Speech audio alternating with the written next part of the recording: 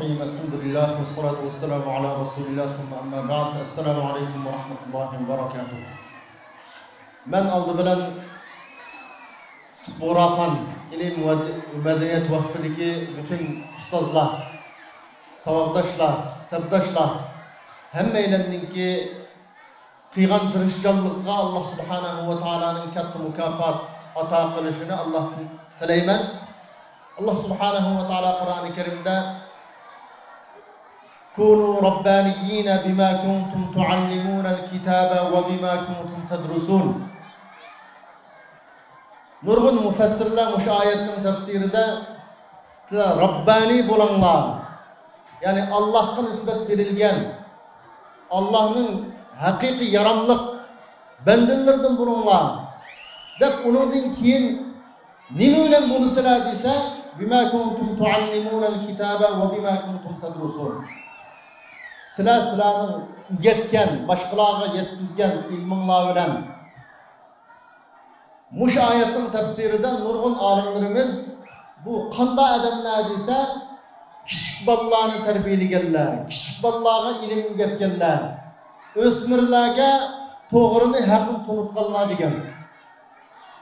Bütün ustazların ki Allah Subhanahu ve Taala muş ayet süpetligendek Rabbani ustazların buluşunu Allah'ın tileymen ümit kılımen. İkinci bulup bu yerda nurgun okuguchilar, nurgun ata-analar turuptu. Özünün ballarini, özünün meyli dini, meyli milli kimligini saklaş maqsadida muşundaq Uyg'urcha o'qitadigan markazlarga alohida tirishchilik qilib ekirayotgan ota-onalar, tirishayotgan o'quvchilar cho'qim bularning darajasi o'qituvchilarninkidan oz bo'lib qolmaydi.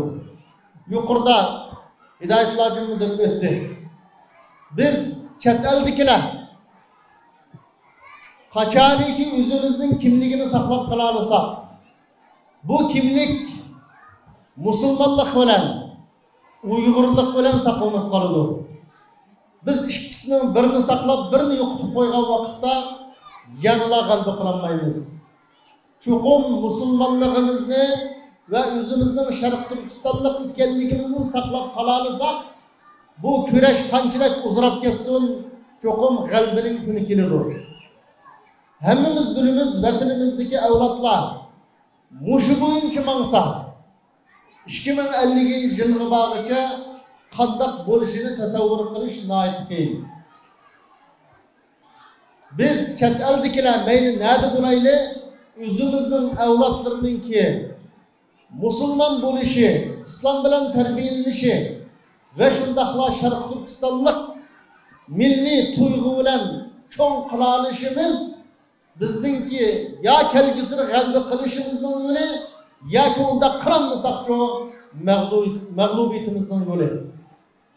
Mag'lubiyatimizning yo'li. Nada bo'lsa vatandagi xalqimiz, hatto majburiy avlodlarimiz Xitoy madaniyatini qabul qilib ketsin, o'zining milliy va diniy kimligidan yiroqlab ketgan taqdirdimi chet elda hech bo'lmadi deganda 3-4 milyon, 5 milyon Uyg'ur bo'ladi ekan, men ashalik, men shu zamindan qo'g'langan, men shu zaminning egisi deb da'voda mustahkam turadigan 5 milyon inson bo'lsa, cho'qim dunyo o'zgardi. Vaziyat o'zgaradigan kunlar cho'qim keladi. Shuning uchun chet eldagi Sharq Turkistonlikning eng muhim xizmati birinchisi o'zining bolalarini, bo'lgan bolalarni musulmon Sharq Turkistonlik Uyg'ur qilib tarbiyalash chiqarish. Ikkinchisi ko'p farzandli bo'lish. Ko'p farzandli bo'lish, bu ko'p farzandli bo'lishni alohida tugmas boylik deb tunish. Ayollarimizda bir qism ayollarda hozir chet elning havosi bilan zaharlanib, ko'p tug'isi qanday boqqani bo'ladi, ko'p tug'isi qanday tarbiyaligini bo'ladi, ko'p tug'ish degan ayollarni tiz qirtiydi ekan, u qildi ekan, bu qildi ekan deb tug'ishdan qochadigan, nurg'un tul ayollar to'y qilishdan qochadigan mushundaq yomon bir vaziyat bor. Bunu ayollar cho'qim oynanış lazım. Bu ayollarning nurg'unlari biz jihad qilamiz. Vatanimizning ozodligi uchun manda kuchqarimizdan chiqqan ayollar. Hozir vatan uchun bir Uyg'ur farzandini dunyoga keltirib qo'yishning o'zi, shuning sababli bo'lishning o'zi cho'ng bir jihad deb tunish lozim. Shuning uchun tun ayollar amal qilib to'y qilishga aldirishi vatanninki kelgusi, xalqimizning saqlanib qolishi uchun muhim. Bununla alohida ayollar o'zining do'stlarini to'y qilmagan, ma sening muhim bir vazifang deb tutish lozim. Peygamberimiz sallallohu alayhi ve sellem men sizlarning ko'pliginglar bilan faxrlanman degan. Bu ko'plik er ayol to'y qilgan vaqtda vujudga chiqadi. Hammadan ayrim yassa vujudga chiqmaydi. Peygamberimiz sallallohu alayhi ve sellem sizlar to'y qilsanglar ko'p tug'ilgan ayollarni edinglar deb çok qiziq bo'lgan. Shuning uchun bütün ayollar o'zining yo'ldoshiga ayollar ko'p tug'ishga tirishchilik qilishi. Yo'ldosh yo'q ayollar men to'y qilishim zarurkan.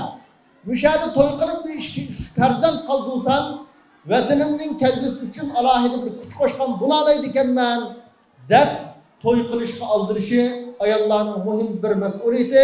Allah subhanahu va taolo hammamizni xalqimizningki, vatanimizning kelgusi haqida o'ylanoladigan, nima ish qilsak foydali ish qila oladigan zirak, aqlli insonlardan qilsin.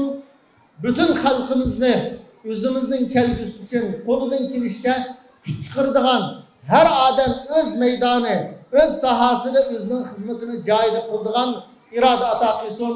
Subhanakallahumma va bihamdik, nashhadu an la ilaha illalloh, nastag'firuka va natubu ilayk. Assalomu alaykum.